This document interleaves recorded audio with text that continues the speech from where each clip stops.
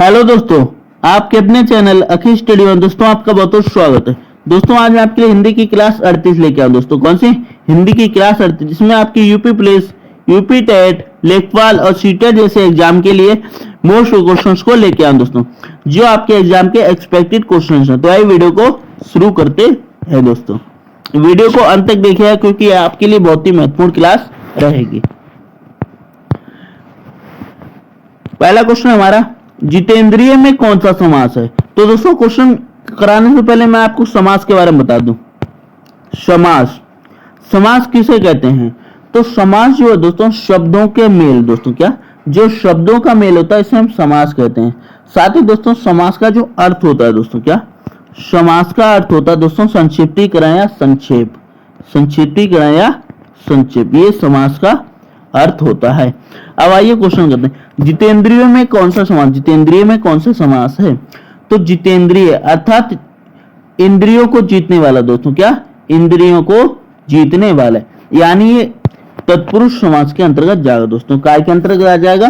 तत्पुरुष समास के अंतर्गत जाएगा दोस्तों। तत्पुरुष समास कैसे? यानी जितेंद्रियों को, क्या दोस्तों जितेंद्रियों को जीतने वाला दोस्तों, तो ये हमारा कर्म तत्पुरुष हो जाएगा दोस्तों। नेक्स्ट, दीनानाथ शब्द में कौन सा समास है? दीनानाथ शब्द में हमारा कौन सा समास है?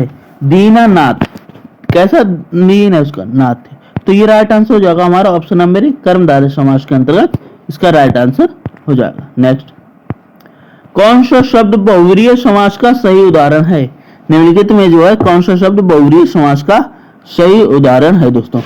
तो बहुव्रीहि समास दोस्तों, क्या बहुव्रीहि समास, बहुव्रीहि समास क्या होता है? बहुव्रीहि समास होता है तीसरा अर्थ प्रकट करने वाला, यानी जो तीसरा अर्थ प्रकट करे, यानी जो तीसरा अर्थ का बोध कराता हो उसे हम क्या करते हैं? बहुव्रीहि समास कहते हैं। तो बहुव्रीहि समास यानी निस्दिन, त्रिभुवन, त्रिभुवन तो हमारा दोस्तों द्विगु समास का उदाहरण हो गया।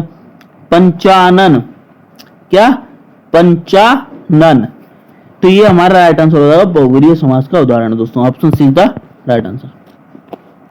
दशमुख में कौन सा समास है? दशमुख में कौन सा समास है? दशमुख यानी 10 सिर दोस्तों, क्या 10 सिर, और 10 सिर तो आप जानते हैं किसके थे दोस्तों? रावण के थे दोस्तों। किसके? रावण के थे दोस्तों। तो दशमुख यानी ये क्या तीसरे अर्थ की ओर बोध करा रहा है दोस्तों, तो ये हमारा क्या आएगा? बहुव्रीहि समास का उदाहरण हो जाएगा दोस्तों। क्या आएगा? बहुव्रीहि समास का उदाहरण हो जाएगा, तो ऑप्शन बी हमारा राइट आंसर हो जाएगा। विशेषण और विशेष दोस्तों, क्या विशेषण और विशेष के योग से कौन सा समास बनता है? विशेषण और विशेष के योग से कौन सा समास बनता है दोस्तों? तो विशेषण और विशेष के योग से जो हमारा कर्मधारय समास दोस्तों, कौन सा कर्मधारय समास बनता है, तो ऑप्शन सी दोस्तों, क्या ऑप्शन सी को हम राइट आंसर लगाएंगे। निम्नलिखित में से एक शब्द में द्विगु समास है। निम्नलिखित एक शब्द में क्या है? द्विगु समास है, तो उस शब्द का चयन कीजिए। द्विगु समास का मतलब क्या है दोस्तों? द्विगु समास का मतलब है दोस्तों संख्या दोस्तों, क्या संख्या। अब संख्या की बात की जाए दोस्तों तो आजीवन, आजीवन में तो आ क्या उपसर्ग है, भूदान, सप्ताह, तो सप्ताह हमारे कितने दिनों का होता है? सप्ताह तो दोस्तों हमारा 7 डेज का होता है। कितने दिन का होता है? 7 डेज का होता है। जब ये 7 डेज का होता है यहाँ पे तो संख्या आ गई, जब यहाँ पे संख्या आ गई तो हमारा काय हो गया? द्विगु समास का उदाहरण होगा, तो ऑप्शन सी को हम बिल्कुल राइट आंसर लगाएंगे। किस समास के दोनों शब्दों के, क्या किस समास के दोनों शब्दों के समानाधिकरण होने पर कर्मधारय समास होता है? कौन सा होता है? कर्मधारय समास होता है दोस्तों। तो जहां पर जो है दोनों शब्दों के समान अधिकरण हो, ठीक है, तो वहां पर हमारा क्या होता है? द्विगु समास होता है दोस्तों। क्या होता है? द्विगु समास होता है। किसमें सही समासिक पद है? किसमें सही समासिक पद है? पुरुष ध्वनि, दिवारात्रि, त्रिलोकी और मंत्री परिषद। तो दोस्तों इसमें जो हमारा त्रिलोकी में दोस्तों, किसमें? त्रिलोकी, option C is the right answer. द्विगु समास का उदाहरण कौन सा? इनमें से जो हमारा द्विगु समास का उदाहरण कौन सा है दोस्तों? अन्वय, दिन रात, दिन और रात। तो दिन रात जो है दोस्तों ये तो हमारा द्वंद्व समास का उदाहरण हो, किसका? द्वंद्व समास का उदाहरण हो गया, ठीक है दोस्तों। चतुरानन, ठीक है, चतुरानन, तिरुभवन। तो यहाँ पे तिरुभवन ऑप्शन डी दोस्तों, कौन सा तिरुभवन जो है दोस्तों ये हमारा द्विगु समास का, क्योंकि यहाँ पे तिरु ने तीन भवन की बात हुई है, ये संख्या प्रधानता है। इनमें से द्वंद्व समास का उदाहरण कौन सा, इनमें से जो है द्वंद्व समास का उदाहरण कौन सा है। तो द्वंद्व समास का उदाहरण की पहचान क्या है दोस्तों, योजक चिन्ह दोस्तों, क्या योजक चिन्ह, जहां पे आपको योजक चिन्ह आ जाए दोस्तों, क्या आ जाए योजक चिन्ह आ जाए, वहां पर द्वंद्व समास होता है। तो योजक चिन्ह किसमें है दोस्तों, योजक चिन्ह हमारा रुपया पैसा में दोस्तों, क्या आप देख सकते हैं योजक चिन्ह। तो मैंने इसमें कुछ नहीं देखा, मैंने सिर्फ क्या पहचान की, योजक चिन्ह, जहां पे योजक चिन्ह आ जाए वहां पे हमारा द्वंद्व समास हो जाता है। चौराहा, चौराहा मैंने यहाँ चार राह होती है दोस्तों, चार, जहां पे क्या होती है चार राहें हो दोस्तों, क्या हो चार राहें हो, अर्थात ये हमारा द्विगु समास का उदाहरण है। Option C is the right answer. अव्ययी भाव समास का एक उदाहरण यथाशक्ति का सही विग्रह क्या होगा, यानी यथाशक्ति जो अव्ययी भाव समास का उदाहरण है, क्या का यानी यथाशक्ति अव्ययी समास का उदाहरण। तो हमसे पूछा गया कि यथाशक्ति का समास विग्रह करेंगे तो क्या अर्थ निकलेगा। तो यथाशक्ति का अगर हम समास विग्रह करेंगे तो यथाशक्ति यानी शक्ति के अनुसार। तो ऑप्शन सी हमारा राइट आंसर। लंबोदर में कौन सा समास है, लंबोदर शब्द में कौन सा समास है। तो लंबोदर, ठीक है, और लंबोदर अर्थात गणेश दोस्तों, लंबोदर किसको बोला गया, गणेश जी को, किसको गणेश जी को। तो ये तीसरा अर्थ प्रकट कर रहा है, तो ये हमारा क्या होगा बहुव्रीहि समास हो जाएगा दोस्तों, क्या हो जाएगा बहुव्रीहि समास। तो option D is the right answer. देश प्रेम में कौन सा समास है, देश प्रेम में कौन सा समास है, देश प्रेम के अंतर्गत कौन सा समास है। तो देश प्रेम यानी देश को प्रेम करने वाला, देश को प्रेम करने या देश के प्रति प्रेम दोस्तों। तो ये हमारा तत्पुरुष दोस्तों, क्या तत्पुरुष समास हो जाएगा। Option C is the right answer. नवग्रह में कौन सा समास है, नवग्रह में कौन सा समास है। नवग्रह क्या दोस्तों, नवग्रह यानी नौ ग्रह, नवग्रह मतलब नौ ग्रह दोस्तों, क्या नौ ग्रह।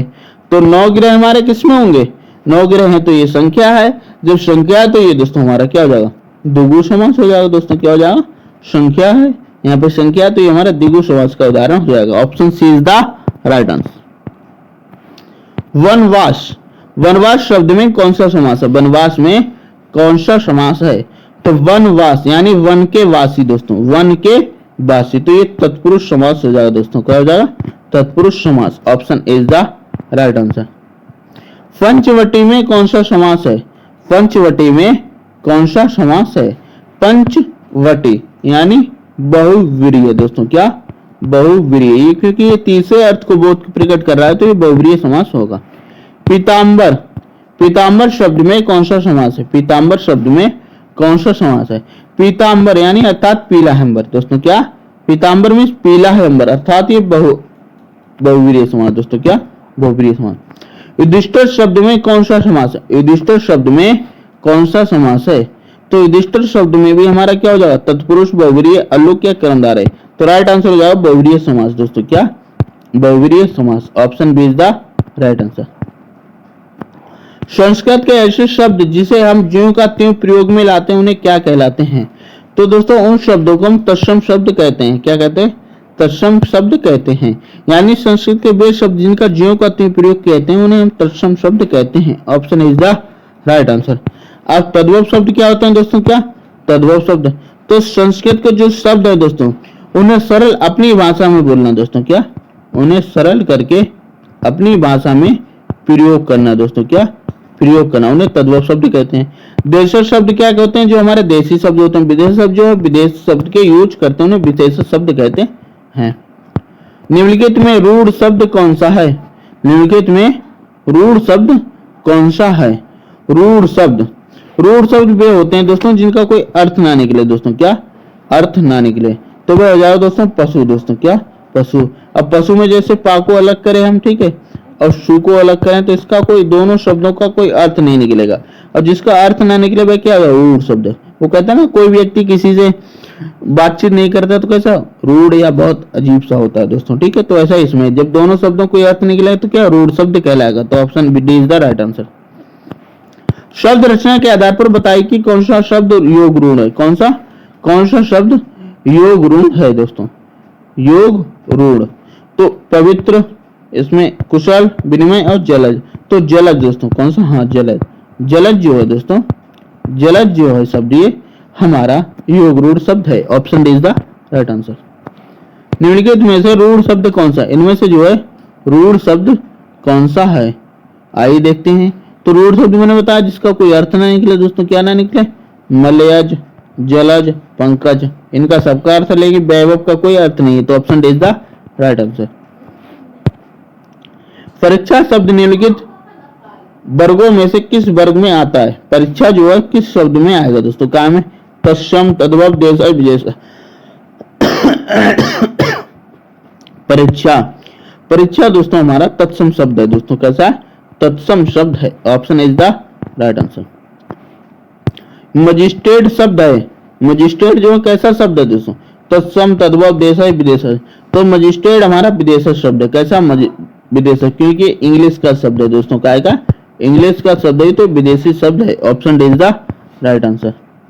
निम्नलिखित में कौन सा शब्द देशज है, इनमें से कौन सा शब्द जो है देशज। अग्नि, प्रार्थना, खेत और लोटा। तो इसमें जो है लोटा दोस्तों, क्या, लोटा हमारा देशज शब्द है। Option D is the right answer. निम्नलिखित में कौन सा शब्द देशज है। अग्नि, प्रार्थना, खेत, लोटा। अरे ये तो रिपीट हो गया दोस्तों, कोई बात नहीं, लोटा, ठीक है।